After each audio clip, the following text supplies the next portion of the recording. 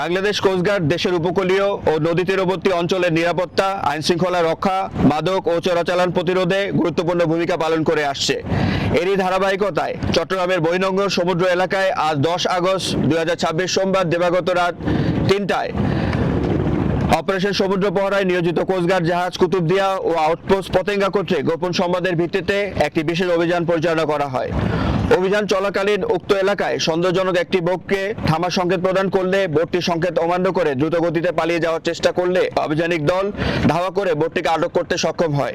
পরবর্তীতে উক্ত বোটে তল্লাশি চালিয়ে 12,50,00,000 টাকা মূল্যের 2,50,000 পিস ইয়াবা ও পাচার কাজে ব্যবহৃত বোটসহ দুজন মাদক কারবারিকে আটক করা হয়।